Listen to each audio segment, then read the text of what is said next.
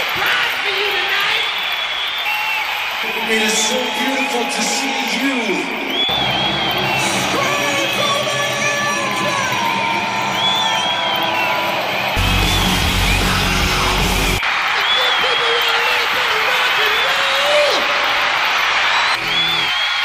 I want you to want me.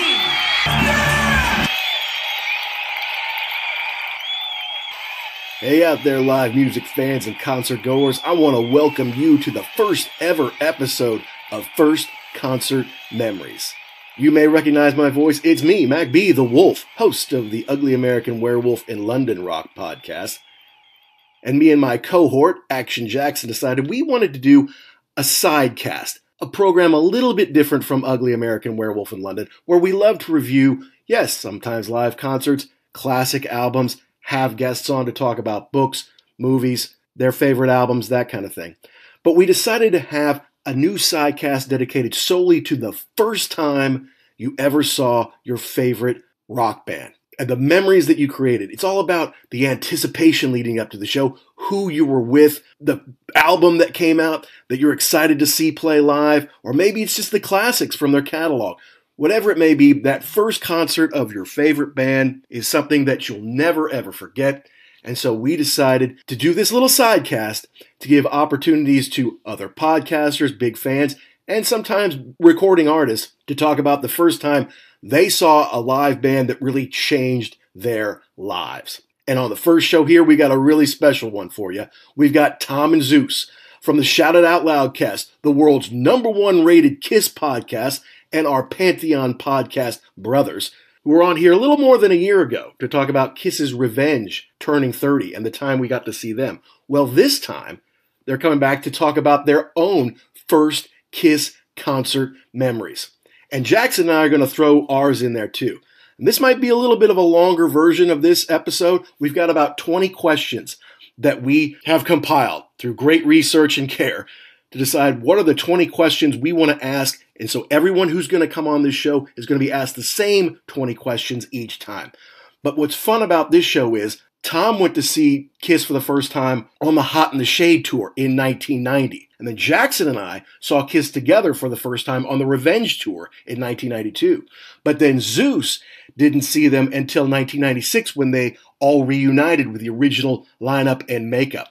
So we all get to talk a little bit about the first time we saw KISS and compare some notes there, compare some set lists.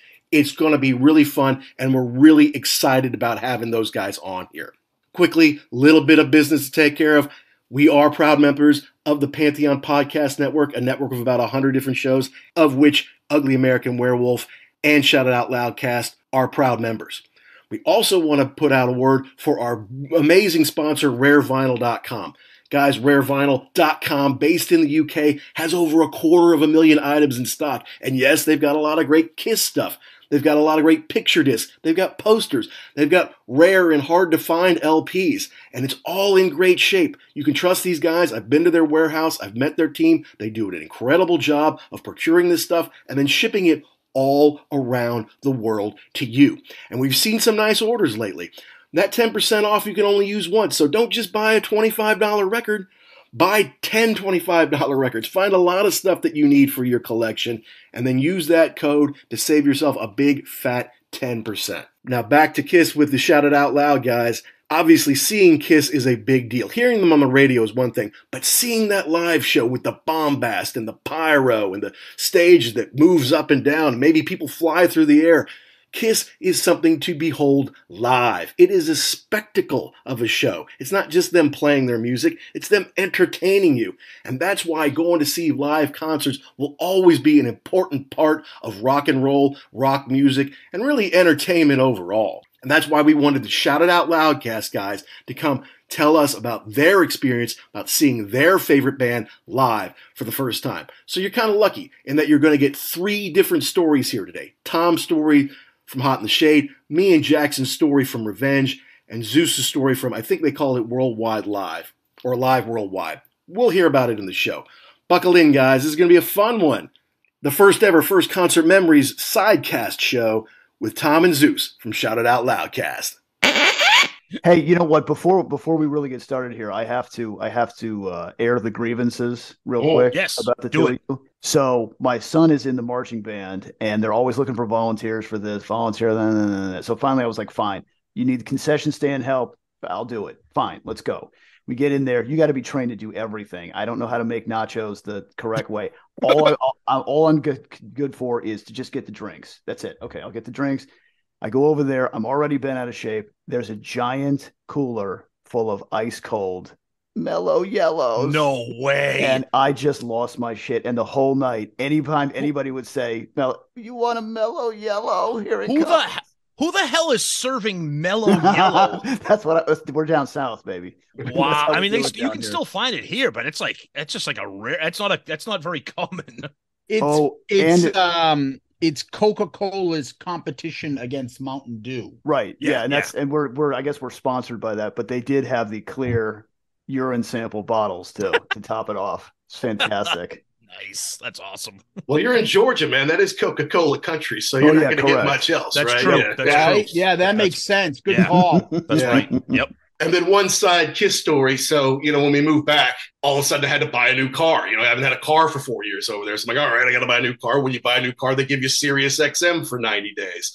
Yeah. So I'm like, oh, that's cool, but I don't drive that much, so I'm not going to renew it. I'm just going to have it for 90 days. But I'm digging it. I'm listening to classic vinyl and all that kind of stuff. Mm-hmm. The other day, I'm picking up my daughter. She asked you guys a couple of questions. Yes. And she's like, I pick her up from camp one day, and they start playing rock and roll all night. She gets jazzed up. She's like, yeah, she's singing along. She's going. And right halfway through the song is when my Sirius subscription runs out. Like before they got to the solo, it's like it cut out in real time? Like it's off. Boom. Sirius is over right now.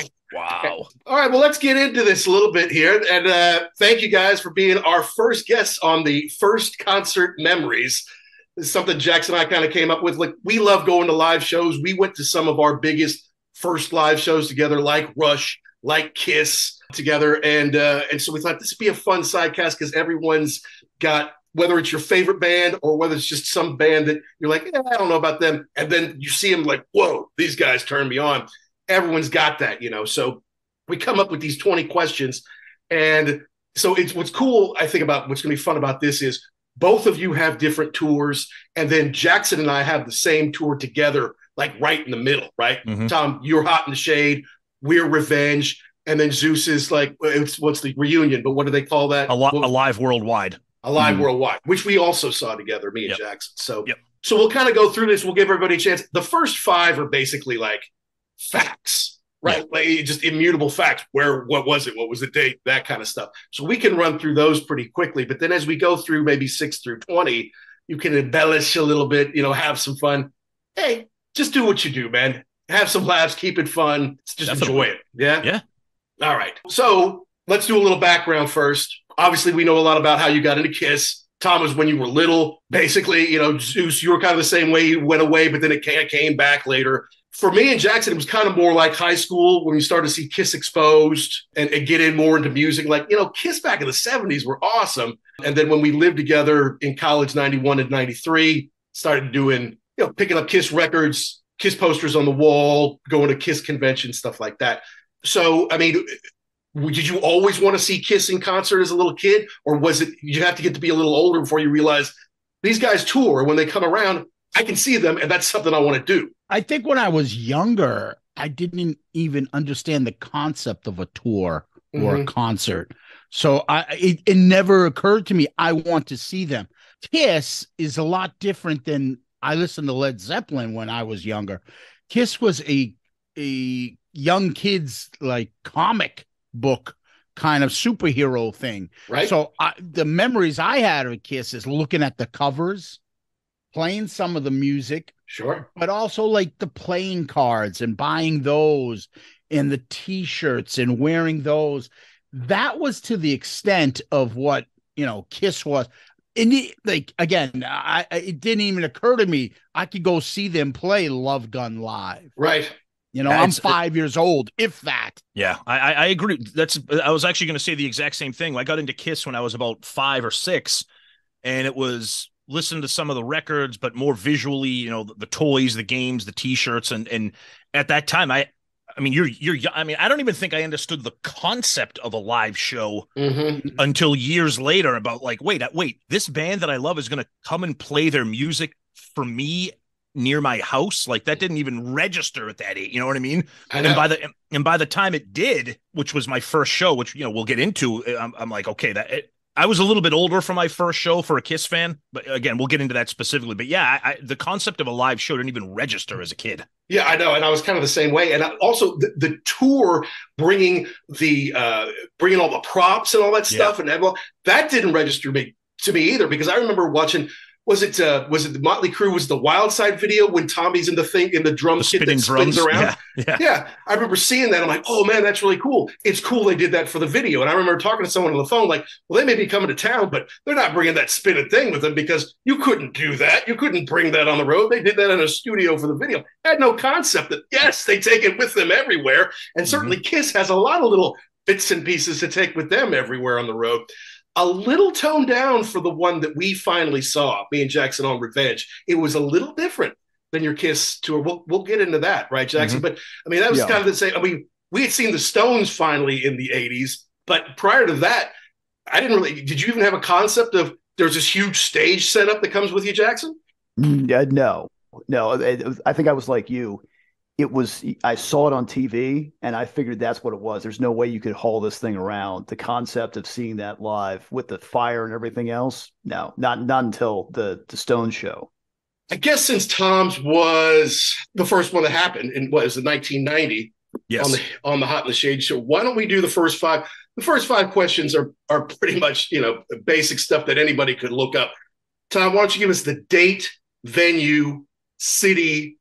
Obviously, we know the artist, the tour, 1 through 5. I'll give ours, and then Zeus, you give yours, and we can compare them a little bit. Yeah, so for me, it was Hot in the Shade tour. It was June 29th, 1990 in Mansfield, Massachusetts. At the time, it was called the Great Woods Performing Arts Center. It's now called the Xfinity Center. And it's your standard summertime outdoor shed, covered area, lawn seats, everybody's got one in their town. Yeah, and at that time, I went with... we'll get into that, but yeah, that was the date, the venue. Mansfield is like 40 minutes kind of southwest of Boston or whatever. It's not far from like where the Patriots play in Foxborough, Mass.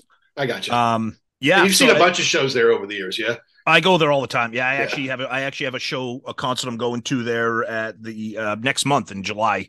I try to go there. I mean, it's a great venue. It's just it's a bitch to get to, and of course parking and all that crap. But it's the life of going to a concert. But yeah, no, the venue's been around forever, and it's full all summer. So, and is it like 10 or 12,000 under the seats, or like 5,000 under the seats, and then you got 10,000 more up over the unseated? So it's pretty big. I think total capacity altogether is, I think it's over 20 grand. Yeah. So the uncovered section used to call the lawn, where it was literally grass.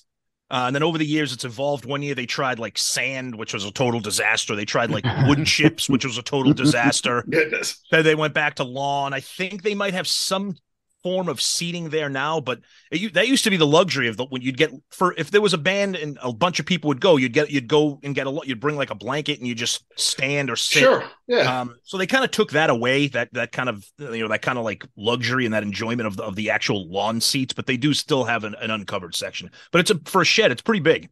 So were you on the lawn for that first? This concert? No, we had actual seats. Yeah. Because my problem is there was one where I used to live in San Antonio, and it was the same thing. But the problem was that if you got too far back on the lawn, the roof line kind of got in the way. Well, so that's exactly what Great Woods did, and they still have it now, that if you're on the lawn, they actually have, where the roof line is, they actually have monitors.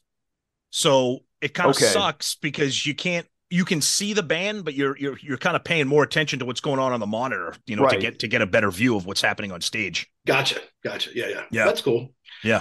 All right. So, and our venue for 1992 for the Revenge tour, when we were living together as sophomores at Rollins College, it was October 29th, 1992 in Daytona Beach, of all places, which is, that was not even an hour away, I feel like, Jackson, from our spot. Can we talk about that for a minute? What the hell are we doing there? They have a giant arena in Orlando, and we're trucking all the way up for an hour to what? I don't even know what that place was. It was the Ocean Center, is what it was called. It was not real big. Obviously, it was Kiss on the Revenge Tour. And yeah, it was kind of a GA on the floor, no seats on the floor.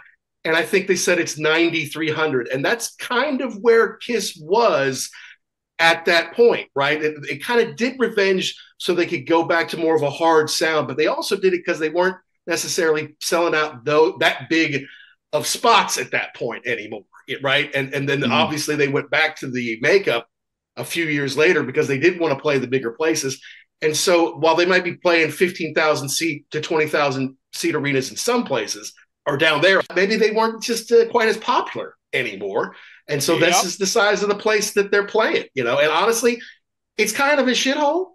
Honestly, it was underwhelming to get there. Because like we were in Orlando, the arena is nice. It's where the Magic play. We saw Van Halen there and Rush and blah blah blah.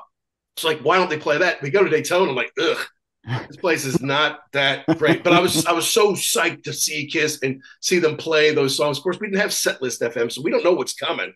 We're just excited to go. Yes, exactly. Because it was probably about an hour in the car just trying to think. Like, I mean, obviously you're going to play the stuff off the new record. We get that. But like, what were they going to play off the old stuff? So we go back and forth. Oh, no, there's no way they're playing that. So that was kind of a fun memory of the trip in, just trying to guess what the set list would be. That's right. Yep. How about you, Mr. Zeus? So I went to see Kiss on the reunion tour. It was the first time I saw them. The actual date, I was just asking Tom. I'm like, was it the 30th or the 31st? It was the July 30th, 1996 at what's now the Boston Garden again. But at the time, it was called the Fleet Center. The Fleet Center, right. So they had ripped down the old garden. They put up the Fleet Center with no personality. Right.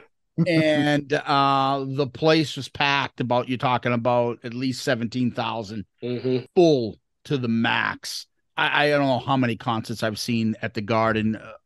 A shit ton. Probably the most I've seen is there. And I think we were kind of like dead center, but in the back, but not in balcony and stuff, but we could see it straight up. Nice. And it was myself, Tom, our friend Murph, and another kid. Yeah. And another kid named Mike, who figures in this. He's not that big of a Kiss fan, and I wasn't very close with him, but Tom played football with him. But the thing about him was that we had he was part of our group when we decided to dress up as Kiss in our junior year in college. Oh, nice. So that's probably 94. Senior year. Senior was Halloween. It was 94, fall of 94. Yep. So that's the picture that's on your website of you two guys. Yeah. Yes. Did you make him Peter Chris? What are you talking about? Zeus is Peter Chris. He was Ace Frehley. He actually had tinfoil across his chest, like it was. Yes, that's what we did it, and we decided to dress up like Kiss and go to the fucking Halloween thing, and got a bunch of like, huh? Yeah, because no one like Kiss coming back and Kiss with makeup, like no one kind of put it all together, and we like to think we were the catalyst for them to get back together. Yeah, absolutely. They saw our Halloween photos, and that's when they decided to get back. Well, I'll tell you, I know that awesome. If we knew in 1992 that they were going to do that reunion tour, we'd have turned around and come back from the Ocean Center.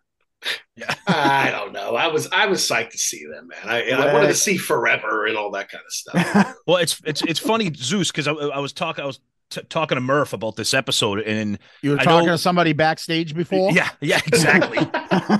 And we saw so many of those reunion shows. I think we saw both shows at the Garden, and then they came around back to Worcester. I think all this.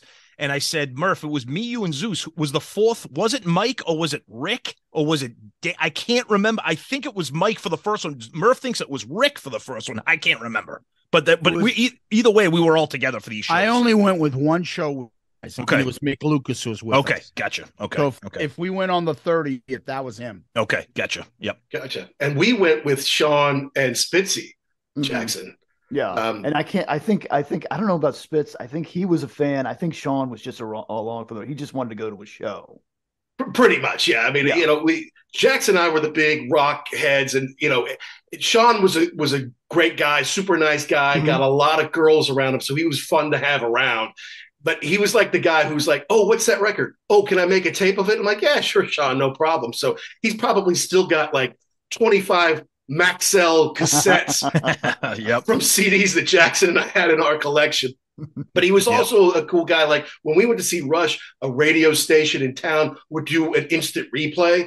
So you could hear on the way home exactly the set list that you just heard, kind of thing. Yeah. And so we're like, all right, dude, Sean, tape it for us, and then we'll zip back and I'll flip the tape as soon as we get there. And God bless him, the first Rush show that we saw on the Roll the Bones tour, he hit the record, then he went out and we zipped home and left his door open so we could come in and record that. I still have that tape. So God bless you, Sean. We love you, man. But yeah, Spitz was a year older than us, and yeah, he knew Kiss from back in the days. Like, yeah, of course I want to go see Kiss. So that was fun. Wish I was still in touch with those guys. It's sad the way you kind of grow apart from people these days. Which figures into the rest of this story, but go ahead for me. Yeah, no, absolutely. Well, I mean, so yeah, all right. So 8, 9, and 10, was it your idea? I think I got an idea of that. How did you get there, and what was your pregame ritual? Why don't you run through that for us, Tom? Yeah, so I went. So at the time, I went with one of my best friends from high school. It was supposed to be me, him, and a third person. So we had three tickets, and I think it was literally the day of the show. He had met me at my house because we were gonna drive down to Mansfield, and the third person who I had the ticket for last minute is like, I can't go. Now at this time, obviously there's no texting, there's no way to communicate. It's like, all right, well, I guess we'll just eat the ticket or see if we can sell it when we get down to the parking lot or whatever. Sure, yeah. So the two of us drove down. We were huge Kiss fans, but Hot in the Shade, like that album for a lot of people, obviously rejuvenated the Kiss fandom for a lot of people with, Hide Your Heart and Forever and the Rise to It video and all that stuff. Yeah. So we were fired up. So we drove down. I mean, this was 1 month before my 17th birthday. I mean, I was, we were kids, we weren't drinking, we weren't doing anything. We got down there, we tailgated as much as we could tailgate. Obviously we can't drink. Right. But I just remember the energy, like people were just really, really excited to see Kiss and to like, everybody's playing all the music in the parking lot and everything. But yeah, it was our idea both to, and this is the old days of paper tickets. Yep. The good old days of having the paper ticket. So yeah, it was great. It was just, thinking back to like, Jesus, I wasn't even 17 years old, and just, you remember the certain things that just burn into your brain. So it was good. Unfortunately, we never did get rid of that third ticket. We ended up eating it. So, and I'd give anything to have it right now, to know where that was and just keep like an unripped ticket. You know what I mean? Oh man, wish I had it. Yep. I hear you. All right. So for us, let's see. Yeah, no, it was totally our idea. As soon as we hear Kiss is coming, we got to go see Kiss. Are you kidding me? So, I mean, the album came out, I feel like at the end of our freshman year, like May or something like that of 92. That sounds about right. Yeah. Yeah. And then we may have even gotten the tickets before we went away for the summer, and then we come back for fall, and it's like, okay, yeah, now we got tickets. Or maybe I got them because I was the only one from Florida, and you guys all went up back home north. So maybe I got them, and then I kind of filled you guys in later. How did we get there? That's what I was trying to remember. I was guessing that Spitz drove. I think Jackson. So. Yeah. But, that sounds familiar to me because you had a car, but it was tiny. Yeah. No, I had like that rabbit. Yeah. That tiny little rabbit that was too small the day that I got it. So yeah, I doubt that the four of us at 6 feet and higher all got into that thing. So I'm assuming Spitz did. Yeah. But for our pregame, Jackson and I pregame for the most of the shows we went to was to go to Hooters first. Why not? Because we're classy guys, and that's what we do. Our bodies could take anything Hooters could put in it back in those days. Yep. But I'm pretty sure we didn't do that, even though there's kind of a colossal Hooters in Daytona. There's probably more than one at this point. Oh, yeah. But I don't think that was our ritual that day. I think we just kind of jumped in and went and then got up there. And Spitz was probably the only one who was either 21 or had an ID. So I don't really recall drinking. No, I don't. I don't recall that either. What I recall is just kind of going up there, getting there, seeing the show, and then coming back. I don't remember hanging out that much in Daytona because I don't think there was really anything going on. And I think that was kind of part of the problem too. Is if you go spring break, it's hopping. You go in October, there's nothing going on. Right. Yeah. There's strip clubs and strip malls, and that's about it. That's Daytona Beach. How about you, Zeus? I mean, I know Tommy was with you. So I bet you he knows this better than me. I'm thinking we probably would have met at your house. Is that correct? Probably. and then you drove, if anything. Honestly, it's so funny how I remember the Hot in the Shade tour from 6 months prior, probably because it was my first one, and we went to so many reunion shows that I can't remember the details. I mean, did we drive in? Did we take the train? What the hell? I don't remember. I truly don't remember. That might be right. You might be correct on that. We took the T in, but I don't remember us taking the T back. Yeah, that's why we probably drove in. And yeah. I think we were drinking. Oh, I'm sure of course we were. Pretty good chance. Back then in those days, drinking in the car ride, that's the best part. Yeah, and we were 1 year removed from college, so we were still like children. Yeah. My thinking is that the three of us came in and McLucas met us there. So me, you, and Murph, and probably it would have been Murph drove. See, this is what's funny about this. If Murph listens to this episode, he's going to be yelling at his podcast app. That's not it. We took this car and we went this way. He's got like a ridiculous steel trap for a mind, but either way, yeah, nice. we got and you can't. The thing about the Garden, you can't tailgate because it's a big arena in the middle of the city, in the middle of Boston. So it's not like where I was for Hot in the Shade, where it's a massive parking lot where people can drink, cook out, play music. You know, the Garden, you go to a show, you just go to the show. Yeah, that's the thing. Daytona's one big parking lot anyway, so it's we probably could have gotten away with it. Yep. Hi, this is Mick Wall, and you are listening to the Ugly American Werewolf in London. All right, well, let's do it. Now, this starts to get into some of the more fun parts where maybe we'll have differing opinions on some stuff there. Tom, why don't you tell us about the opening act that night? Yeah, so we had Little Caesar, who at the time I knew nothing about at all, but we had Slaughter, and my buddy and I, my buddy and I were jacked because that was the Stick It To Ya album. Yeah. When they ended their set, I think they ended their set, or maybe didn't. I know it was near the end of the set with Up All Night, which obviously was the huge song at that time. So Slaughter was incredible. That was a blast to see them. And at the time when you buy these tickets, you don't know anything about anything. You're just like, I'm going to see Kiss. So you don't know. It's like, oh, Kiss with Slaughter. I mean, we found out later on that like Slaughter was going to be there. But the bummer for us was that there were other legs of the tour where they had Winger, which at the time, I know you can say what you want about Winger, but at the time, Winger was huge. There was a section of the tour where they had Danger playing with them. I could do without them. A section of the tour where they had Vixen playing with them. Ooh. Yeah, so we got stuck with Little Caesar, who to this day, I still don't know anything about them, but I do know that Slaughter was awesome. Slaughter was great. That's cool. Yeah, and obviously part of the Kiss family. Do you think that Little Caesar was on the tour because of the stupid song that's on Hot in the Shade? Like, hey, let's put them on. Know. Yeah, maybe, but they were a big part of the tour. Little Caesar was with them for a while. There was also a section of the tour that Faster Pussycat played with Slaughter, which would have been amazing too. So, but I'm just glad at least we got Slaughter. So that they were really good. Well, that's cool. Yeah, and Faster Pussycat was a part of our show. It was Kix, who I was not impressed with. I'm not going to lie to you.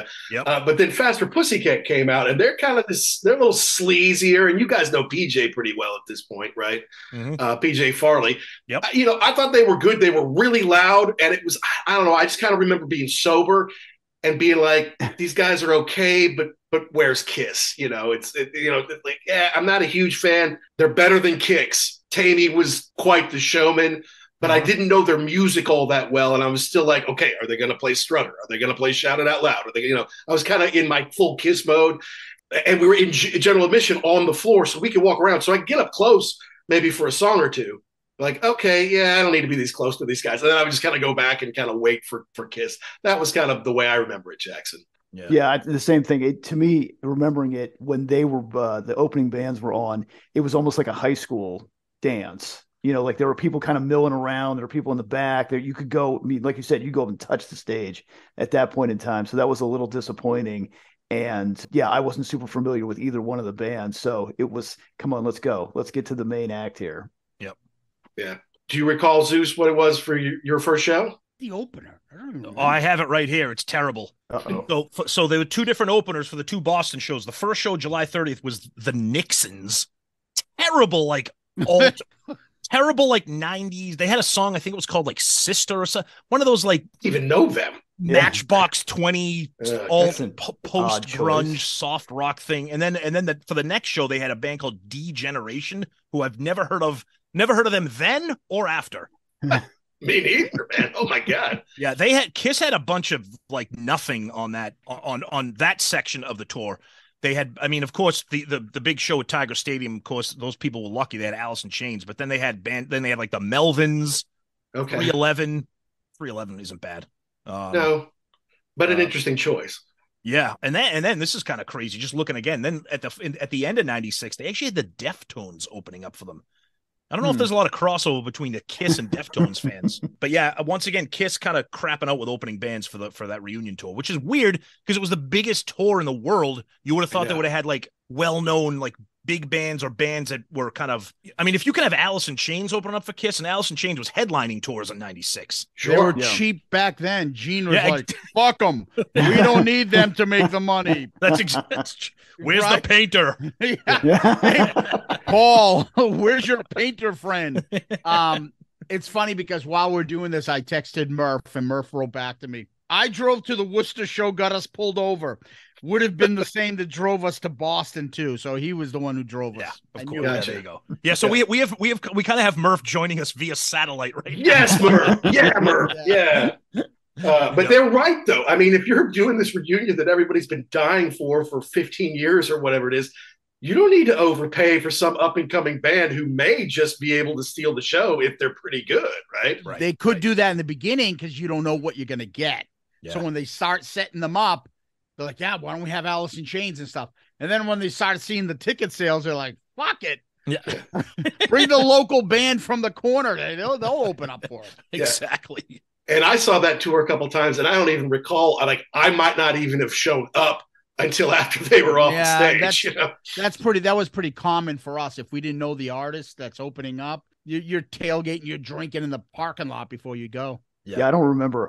If there was a band there in '96, I do not remember them. I was not in the arena for that show, or for that part of the show. Candlebox opening for Rush kind of ruined it for me at the arena. I'm like, okay, if we don't know them, we are not going early. Now, see, I like Candlebox, but Candlebox opening for Rush, that doesn't make any sense. Well, were there three of them? Was that it? Are they a threesome? Because maybe that had something to do with it. I don't know. I don't think so. No, I think they're a full band, but it's just the crossover. Well, the '90s, we've talked about this before. The '90s were weird because you still had the legacy acts like Kiss, Rush, Metallica, Guns N' Roses, and then all these new up and coming grunge alt rock bands. Mm-hmm. So the like I just said, like the Deftones opening for Kiss, that's just bizarre, you know. But no. The first show I think that Jackson and I saw together was Van Halen on For Unlawful Carnal Knowledge.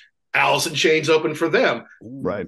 Now, Alice in Chains is awesome, and we dug them the much, but they're not exactly the happy California band. No. Right. And they came out just wearing like their underwear to do the 5150 dance at some point with Van Halen there. I'm like, oh, Jesus. Did Eddie know this was going to happen? Or this impromptu, or I don't know. But they looked very surprised. They did. Yeah, they were like, "What the shit?" Because we're talking like tighty whities, and that's it. Oh God, and sneakers. Yikes. Yeah. All right. Question 12 on these very, very well thought out questions that we're going to be using for years here. How were the seats? Were they good or bad? What was your experience? Let's do it the opposite way. Let's let Zeus start it off this time. I thought the seats weren't bad. I just that's the part that I remember. Mm-hmm. So I remember everything going off, and I remember where we sat in the back. We were kind of like dead center, but not in the balcony, but dead center. And I just remember the stuff going off and just looking at Tom and just being like, yeah, like, holy shit. Yeah. And you could see them. And I remember seeing like Peter's drums and stuff like that. So it wasn't that bad. I'll be honest with you. Yeah, and this was back in the days when you could get good seats that didn't cost you $300. You know what I mean? Yeah. So I think it wasn't the 300 section. It was kind of like lower bowl. It was, I think, the loge, but in the back of the arena. Yeah, but you're looking dead center. Yep. Well, and that tour, I mean, obviously we were all so excited to finally see this after seeing it on TV and in magazines as kids. Mm-hmm. You don't have to be in the third row to really appreciate that stage. In fact, you want to be back a little bit so you can kind of take it all in, right? And that's what we had. Exactly. That visual. Yep. And it's dead center, so you're not getting weird angles and missing out. It was pretty good. Mm-hmm. Yep. Awesome. And then for us, we're on the floor and we did GA, so we can kind of push our way up. I feel like we got up to about, I don't know, 8 or 10 people back. Jackson, does that sound right? Yeah, I think that sounds about right to me. And I think we were on the Gene side. We're on the Gene side, yeah. Yeah, so yeah, it was good. And I remember they had the big, what was it, the Statue of Liberty in the back? Yes, that's right. Oh yeah, the post-apocalyptic New York, whatever that was kind of supposed to be. And her face falls off, and it's like the skull under it, and that's pretty badass. Yeah, it was cool, but it was also weird because I'm like, Kiss isn't really into skulls. I mean, they're not Iron Maiden, kind of thing, where the mummy comes off. So while I was like, that is cool, I was kind of wondering, is that really Kiss? They're trying a little too hard. They don't have the old Kiss costumes and shit like that. Right, but you'd have to come up with something different. You're absolutely right. They also didn't have the day glow or animal print anymore. Yeah. And then the tears are falling, outfits either, like the sequence, they look cool as hell on the Revenge tour, honestly. And it was the first time we got to see Eric Singer, obviously, but we'll get into more of that here. What about the seats for Hot in the Shade there, Tom? Yeah, they were great. They were covered. They were lower. And again, remember, this is 1990. Kiss it was the first time in a long time where people were kind of paying attention to Kiss again because of Forever and all that. So it was the first time where there was kind of like real interest for Kiss as opposed to their previous tours, kind of playing at like a smaller crowd. So yeah, we were able to get really good seats. There's really not so the way that Great Woods or Xfinity as it calls now, it's kind of shaped like a pie shape. Sure. Mm-hmm. So we were covered and we were low. So the seats were perfect. Yeah. Awesome. Good. Yep. And then what about the sound? Let's go back to you then, Tom. I mean, what was the quality of the sound? Do you remember? Yeah, Great Woods is weird because it's an outdoor covered venue, but they up on the ceiling they kind of have like every other venue they kind of have like those soundproof sheets to kind of keep the sound from kind of bouncing all over the venue. I mean, it sounded good. I mean, look, when you see Kiss in concert, your ears and your mind are just being overloaded anyway. So that's right. I mean, it's gonna but the band sounded great. I mean, 1990 for me was like almost peak Paul. But obviously Bruce Kulick was out of his mind. You get Eric Carr. Thank God I got to see Eric Carr once. Yeah. So no, they sounded great. I remember. I don't know if you want me to get into this now or the set list, but how the show started when they came out, it was just mind blowing. So yeah. All right. Well, we'll get we can do the set list kind of when we get to 18 or so and kind of compare it to some of the other ones. Sure. What do you remember about the sound before we go to Zeus, Jackson? Loud.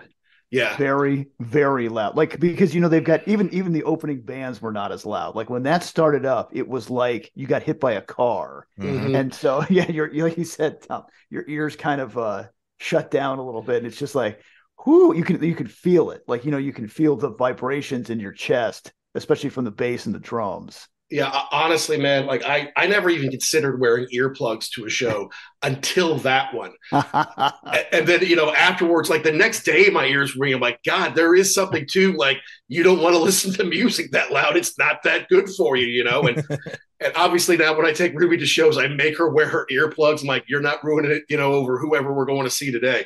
Yep. But like, that was the first time I was like, wow, if you do this for a living, you got to do something to protect your ears because that is crazy. And yeah, they were probably playing, sometimes they play a 15 to 20,000 seater. And we probably had, 6,000 people there. So we were pushed up pretty close. So it's like, yeah, I was probably a little closer than I needed to be to the speakers, but that didn't matter. I wanted to be close to the band. I wanted to see Gene, and we'll talk about that here in a bit. I mean, what do you remember from the sound from 96, Zeus? It's amazing. I know that the visuals, the sound, everything was just perfect at that point. It's the Garden, so the sound is always pretty good there. Mm-hmm. And I mean, I don't have anything of complaints thinking about, this kind of sounds muddy or I can't hear it or static.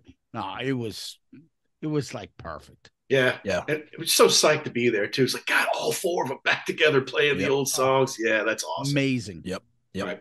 Well, now this is where it can get a little interesting. Hopefully we can have some fun with this. Number 14 is favorite moment of the show, which isn't necessarily the best song or your favorite, but it could be something that happened between you and your buddies. So, Tom, why don't you lead us on your favorite moment from the evening? This is easy. So anybody who saw the Hot in the Shade tour, the opening of the show. So you got Leon the Sphinx on the stage.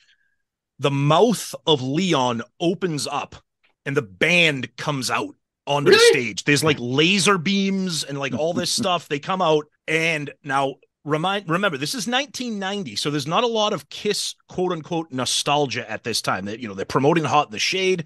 Right. They open up with I Stole Your Love.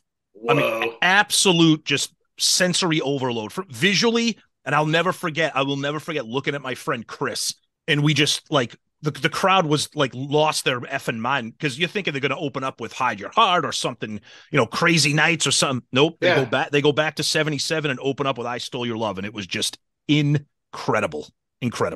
That's awesome. That's a great moment. That's cool. Yep. What was your favorite moment, Jackson?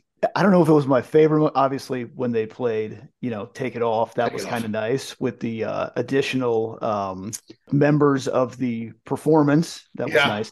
But the thing that I really remember that I love was at the end where they have the face comes off the Statue of Liberty, and it didn't go off exactly like, you know, like I think Gene points to it or something, and it doesn't go, and then it goes, and just a look on his face like perfect, like he was just kind of like just annoyed, like why can't fire that man? Yeah, exactly. Yes.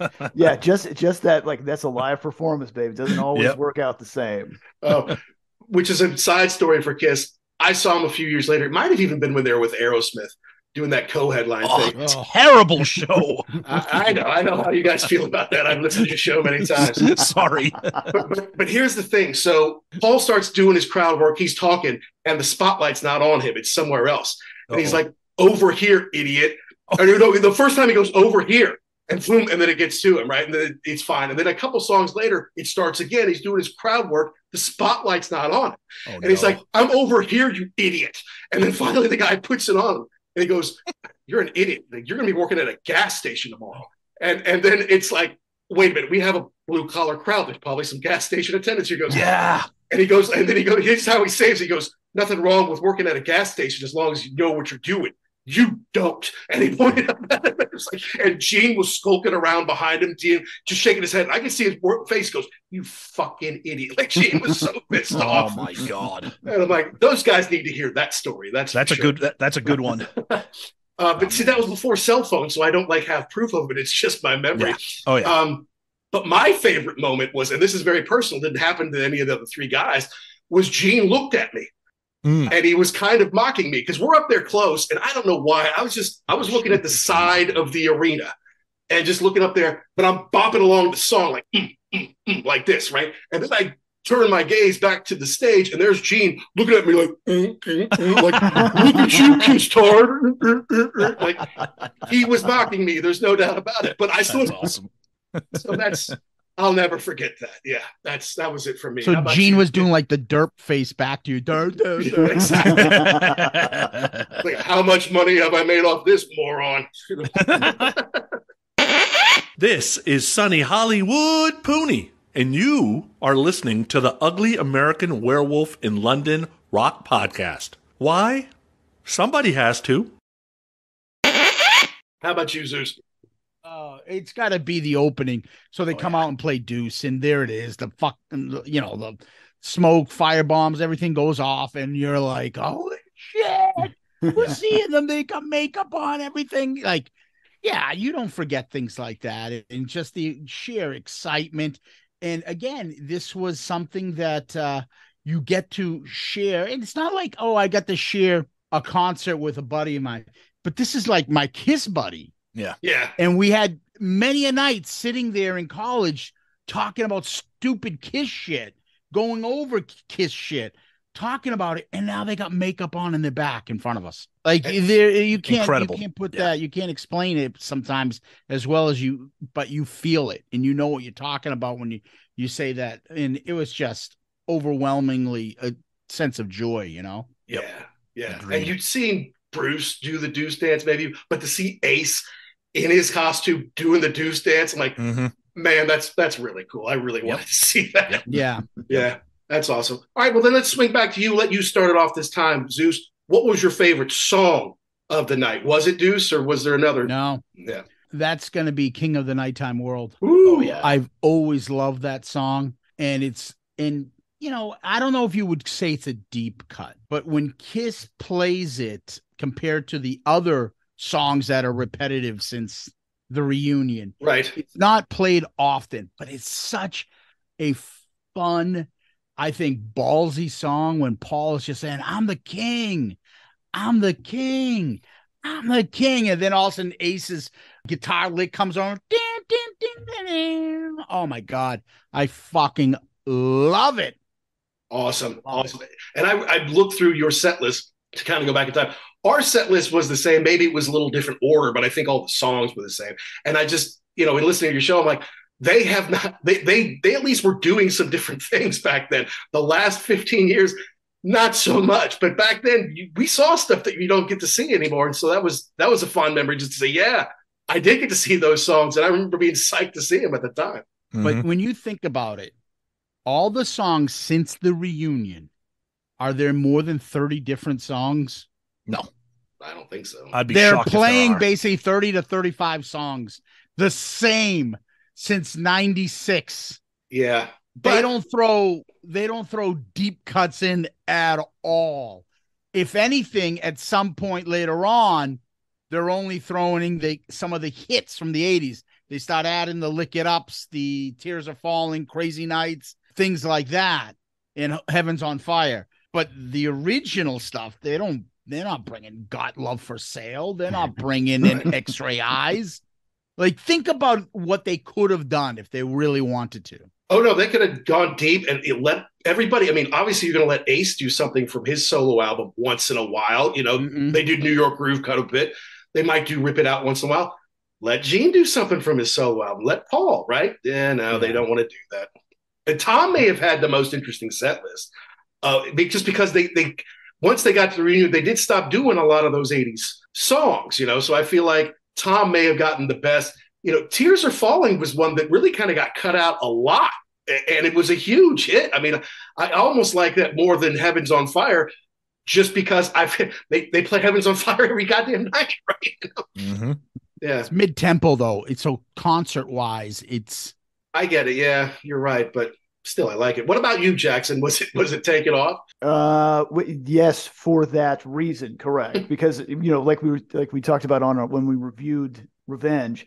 He's like, oh, it's something about strutting around. See a lot of pretty girls strutting around, like, oh, they're going to play Strutter. Yeah, okay, like Strutter, man, here it comes. Go. And this is from the new album, Take It Off. I'm like, what? I don't even know if I really knew that song at that point in time. And I was mad. But when you saw it, what they did, probably your mind changed. Went from worst to first, right off the bat. After about 90 sequence, 3 or 4 strippers. Well, we'll call them dancers. Correct. Exotic performers. Because the thing was, I mean, that like you said, we weren't even we weren't 21 at that point in time. So getting into a real gentleman's club, not an option for us little kids. So like, this is a little Boobies. Something extra. Yeah, exactly. Hooray. You know what? You say that, ha ha ha. I'm 50 and I still say that. Sorry, but that's just how it goes. Yep. But as far as the actual song, I'd have to say Shout It Out Loud because I mean, I know that was the album, but we were there to see the legacy stuff. Yeah. Right. Yeah. I mean, very early, I think freshman year, we went across the street to Park Avenue CDs and we would come through the used CDs all the time. And somebody turned in Alive 2 for some reason. And so instead of paying like $30 back then, which is like $75 today or something like that, it was like $13 for the 2 discs, And so we listened to that over and over and over. So yeah, I did want to see Shout It Out Loud because it was so good on Alive 2 and we jammed to it so much as freshmen. But yeah, I mean, Take It Off went from worst to first instantly. And there was Gene, like, he's just grabbing his picks off his mic stand, like plucking them at the girls, like, hey, over here. Pay attention to me. I'm the one you want. Want to see my bank account, kind of thing. So that's just fun, That's what it's all about. Sean was pissed off. He's like, he didn't know how hard Gene works or like all the business ventures he goes with. That's all he does all day, sitting around throwing pigs to strippers, man. That's all you do. I'm like, he actually does quite a bit more, but that's okay. He's having fun. That's Ace Frehley these days. Yeah, right. That's Ace Frehley every day, man. Ace is a lot of kind of caholics, but workaholics, not one of them. No. What was your favorite song on the Hits tour that you saw there, Tom? Well, I Stole Your Love is probably tied for my all-time favorite Kiss song to begin with. So to have them open with that, combined with the like I said, the Sphinx, like that was easily the best. But a slight one right behind that, just because of the shock value of it, was they added Fits Like a Glove into the set list. Yeah. And I remember me and my buddy again looking at each other being like, are they playing Fits Like a Glove from Lick It Up right now? Because the rest of the set list is actually pretty standard. It's not that much different from what they're doing today, with the exception of like Rise to It and right. Hide Your Heart. The rest of the set list, honestly, is pretty much the set list today. And this was, almost 35 years ago. So, but yeah, definitely I Stole Your Love. Well, they did Crazy Nights, or Crazy Nights, I should say. Yep. That's cool. But yeah, and they're going to do Rise to It. I mean, they don't really do Forever anymore. I feel like that's a disappointment to a lot of people. I don't think anybody wants to hear Paul try to sing that right now. You're probably right about that, though. All right. What's next on this list of illustrious questions that we came up? Oh, okay. Now, this is where the bitching can really start here. Oops. Number 16 is biggest disappointment. What was the one thing going in excited and that did happen or it didn't happen, Tom, that you're like, eh? Well, I kind of mentioned it earlier, and it's really, I'm kind of cheating because it's not really Kiss related, because Kiss did not disappoint me 1 minute on this tour. I was just bummed that Little Caesar was on the opening and that we didn't, because again, in 1990, I liked Winger. I liked Faster Pussycat. So I would have liked to have had that as another opener, and to know that those guys were on that tour and that I didn't get them was kind of a bummer. But there was nothing disappointing about that show. It was my first Kiss show. I was hearing classics. I was hearing 80s. I was hearing stuff off the new album, Hot in the Shade. So no disappointments whatsoever for me. Let's skip to you this time, Zeus. Anything about that first reunion gig? Or like, if only they'd done this, or they left out a song or anything. No, that was just picture perfect. Yeah, it's the set list. Remember now, we haven't had 20 years of the same songs. Right. So hearing this now with coming back with the reunion, any song they played was, to me, it's also the first time I've seen them. Any song they played was fantastic. So I wouldn't complain about the set list. Maybe I don't think so. If I had to put something up there, say, oh, well, I would have loved to hear, Heaven's on Fire, Lick It Up, or something like that. But then again, like, not with Ace playing and not with them in makeup, because I always feel the makeup songs, the non-makeup songs, don't translate to makeup era Kiss. So I don't think I had anything that was disappointed in, really. Well, that's cool. That's awesome. What about you, Jackson? Any disappointments for that first night? I think the biggest disappointment for me was that venue. It was just that, like, because, I was psyched. We're in the car, we're getting there, we pull into the place, and this is it? Okay. And then we walked in, I'm like, this is just a glorified high school gym. So and the fact that, I guess we got there early too, so you could kind of, it wasn't full of people, so you could kind of see, the makeup of it. And it was just very unimpressive to me. Gotcha. For me, it was no Kiss marquee. They just had a big white banner with Kiss in black. Yes, in the Kiss lettering, but they kind of dropped that down behind the Statue of Liberty, and that's kind of why you go see Kiss. I mean, obviously it was all through the 70s. From 96 on, they've always had it. And for most of the 80s, now, Tom, did they not have that behind Leon when you saw them? So this is the cool thing about the Hot in the Shade tour, which made it even more spectacular. So you had Leon, okay? And then they made it, it's amazing thinking back how they did this. So they made it at the end of the show where Leon almost like disappeared. Okay. And then rising up was the Kiss logo at the end of the show. Nice. So throughout the concert, you just had Leon, and you had lasers coming out of his eyes and all kinds of like effects. And then at the end, they brought the Kiss logo up. So it's like, back then they knew what they knew what the fans wanted. Like, it's almost like that was the seeds being planted for what was going to come 6 years later with the reunion.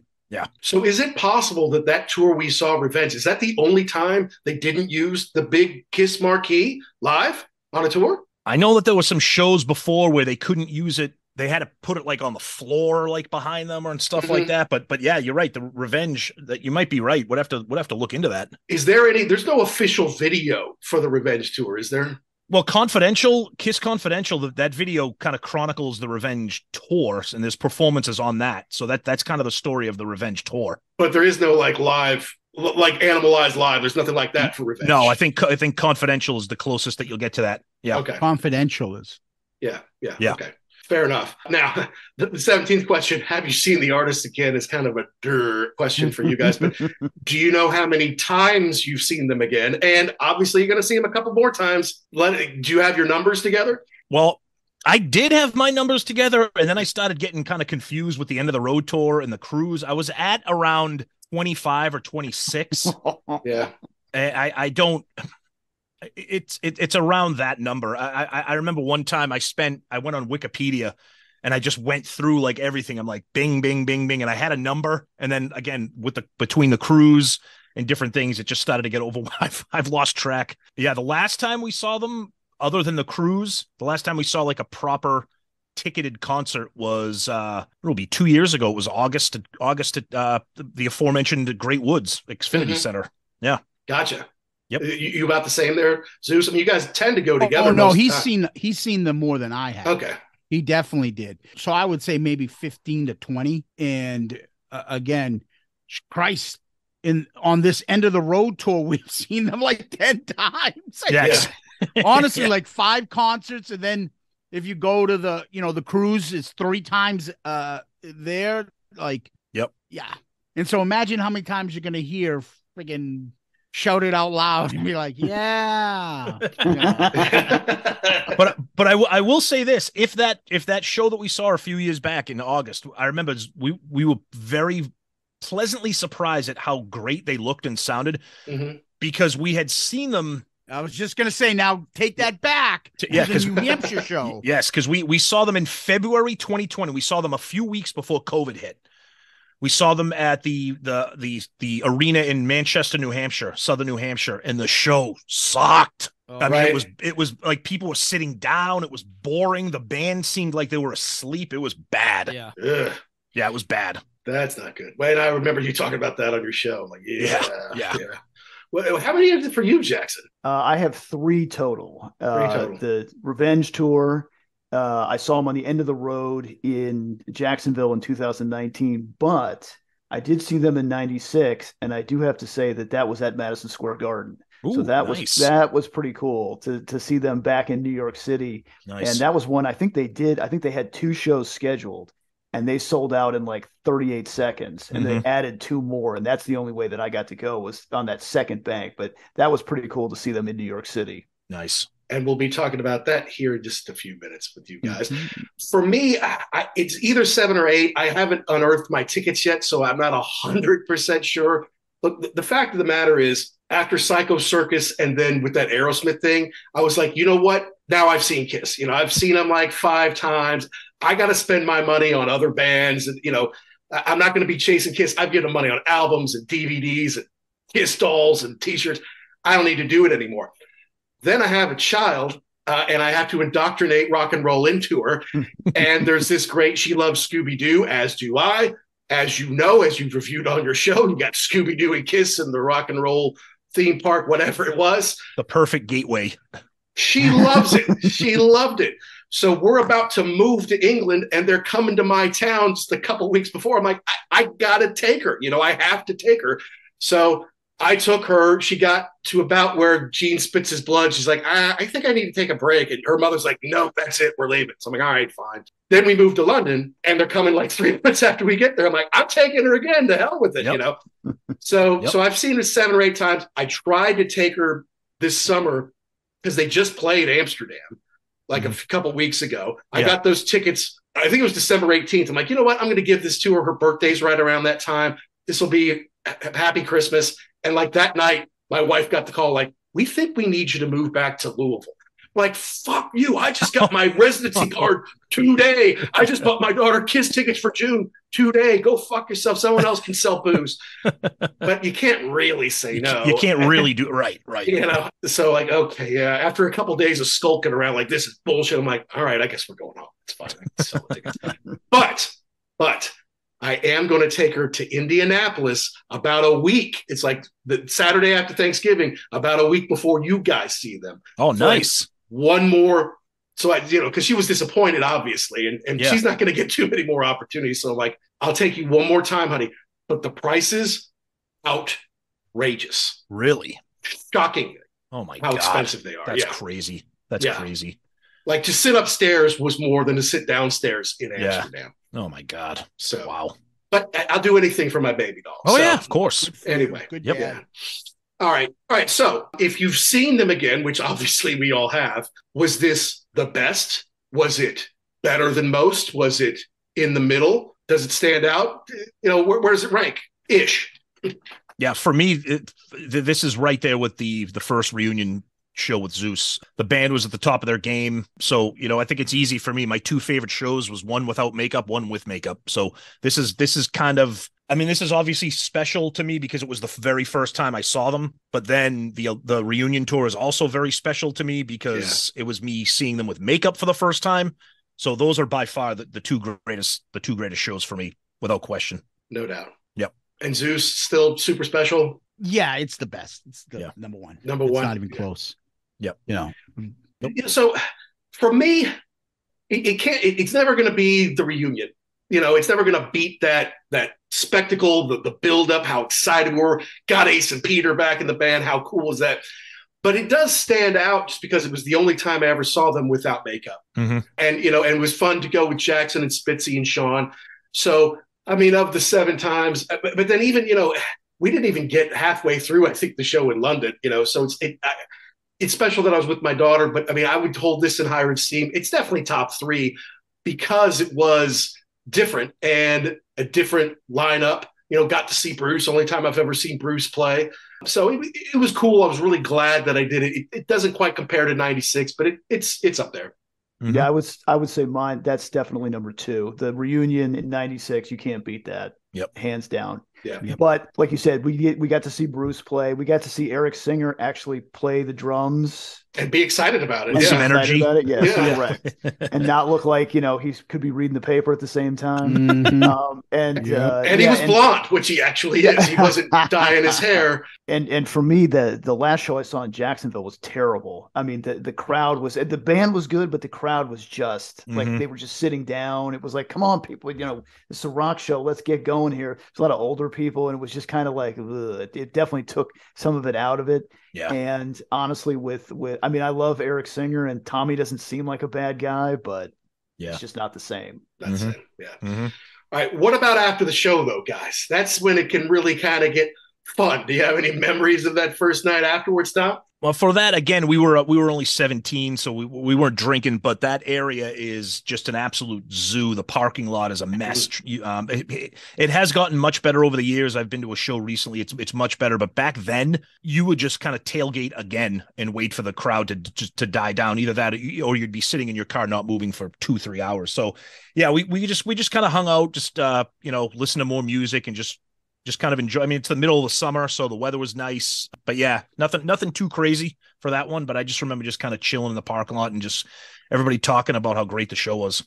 Yeah, it seems like you guys have seen them in the summer a lot and around your birthdays quite a bit over the years. Yeah. It seems like they just kind of happen to be in your area then. Yep. I don't remember coming back and doing anything, Jackson, because first of all, you know, it takes a while to get out of there. We had to take an hour home, and it was a school night. I mean, I remember going to class the next day. Yeah. I wish we had a recording of what was happening in the car, because it was just us screaming at each other. I know. That was a great show.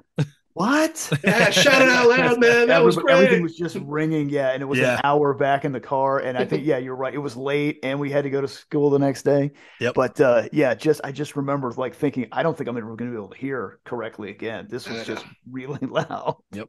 It's fun. Did you guys party after 96, that first in July? So I'm thinking, if anything, again, Murph drove. That means there's beers in the car, and to get out of the garden in that parking lot, it takes forever. Yep.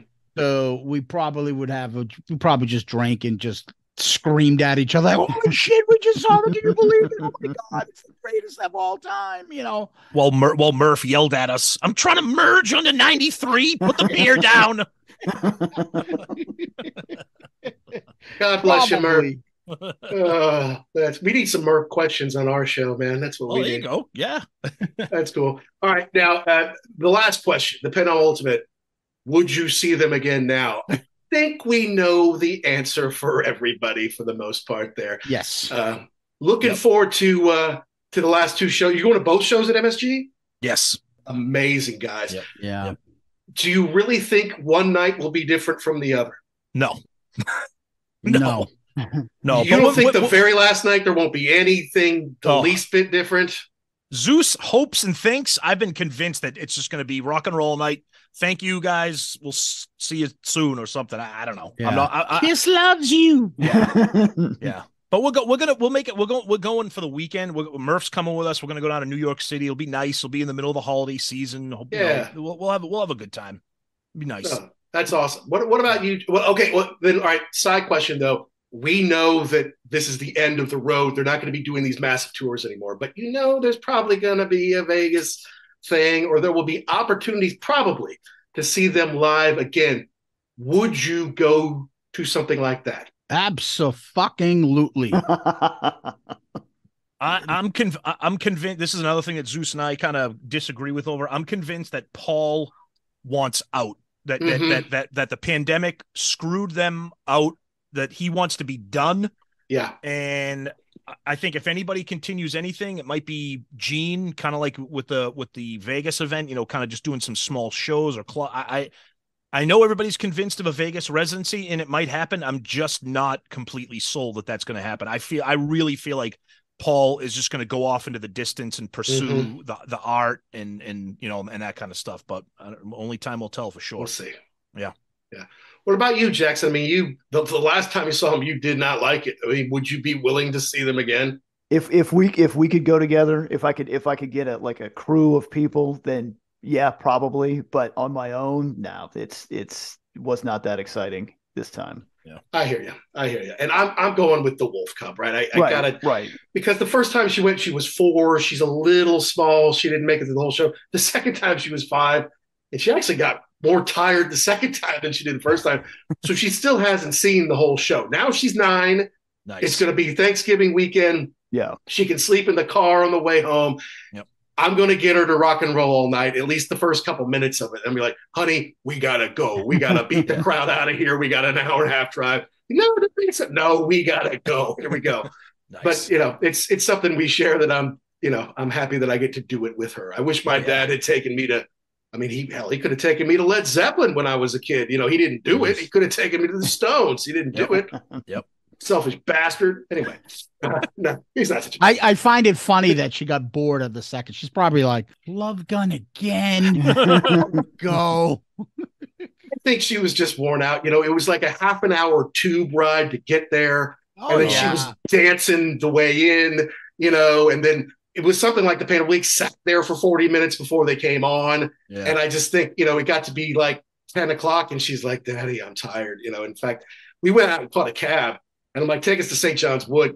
He's like, the St. John's Wood on the other side of town. I'm like, yeah, dude, I got a 5-year-old. Just fucking drive me. Don't give me a hard time. I don't care if it's $70 or whatever. I don't care. Just take us home, will you? Hey, this is Scott Holiday from the Rival Sons. You're listening to the Ugly American Werewolf in London. Well, that's awesome. We really appreciate you coming on and sharing your KISS memories with us, guys. Man, it's a great trip down memory lane. Awesome, guys. Thank you so much. Anytime we're talking KISS, especially memories of KISS and concerts and stuff, there's nothing better. So we can't thank you guys enough for having us. Anytime for our Pantheon brothers, you name it. That's right. No, and you're a big reason we're on Pantheon. I remember DM and Zeus like, dude, I can't even get these Christian and Peter guys to tell me to fuck off, man. What do I need to do to get on Pantheon? And you're like, hey, man, you keep pushing. You keep doing. Peter's our guy. Get in touch with him. And eventually it happened. And, it's been good for us. We're proud to be a part of it. Yeah. And they've thrown a lot of nice stuff our way. And little stuff like getting to talk to Mick Wall. Did you ever think about that when you were in college? Exactly. Absolutely. It's amazing. Yep. Agreed. You're listening to Get in the Ring and like, oh, this Mick Wall guy, Axel's going to kick his ass. Now we're talking to Mick Wall, And look, guys, thanks so much for coming on. Keep doing what you're doing, man. We're just like all your other fans. We love listening to what you got going on. It's appointment listening for me every week, although I'm a little behind, but I've just had a couple things going on. Thank you, guys. Much appreciated, and good luck. Continue with you guys. Mutual respect and absolutely. Mutual fandom on this end too. Appreciate it, you guys. Thanks, boys. Oh, what a blast it was to hang out with those guys from Shout It Out Loudcast again. Tom and Zeus seem to be doing really well, and they're killing it on their show. I mean, we're excited for this new sidecast, First Concert Memories, but those guys have about 4 or 5 of them, right? They've got Dorm Damage. They've got the Zeppelin Chronicles. They've got Album Review Crew with Sonny, and they guest on shows like ours. Very generous of them to come on our show and share their first Kiss concert memories, and it was fun for me and Jackson to go through them as well. So thanks, Tom and Zeus. You're still an inspiration. You're still kicking ass. And I got to say, you're the one show that I never miss each week. And it's not even because I always need to hear your opinion on like the 5th disc of the Kiss box set that I'm probably never going to buy, although it's always interesting. It's mostly because those guys make me laugh. So please keep up the good work. Definitely, if you haven't already, check out the Shout It Out Loudcast wherever you get your podcast. And you can go to shoutitoutloudcast.com to see all the past episodes, go to their store. You can go to Shopify to the Ugly American Werewolf in London store. And hopefully you'll download and subscribe wherever you get your podcast, not only to Shout It Out Loudcast, but to the Ugly American Werewolf in London, which now includes First Concert Memories. Thanks so much to Pantheon Podcast, of which we both, Shout It Out Loudcast and Ugly American Werewolf in London, are proud members. And thank you as always to our sponsor, rarevinyl.com. Guys, you collect records, go to rarevinyl.com, use the code UGLY, and buy a bunch of stuff, because you get 10% off. So don't just buy one record for $30, buy 10 records for $300, save yourself 10%. Your record collection will thank you. This is a monthly show, so it's going to be a month before you hear the next one, but you can always hear the weekly Ugly American Werewolf in London podcast wherever you get your podcast. So until next time, folks, keep rock alive by going to see live music wherever you can.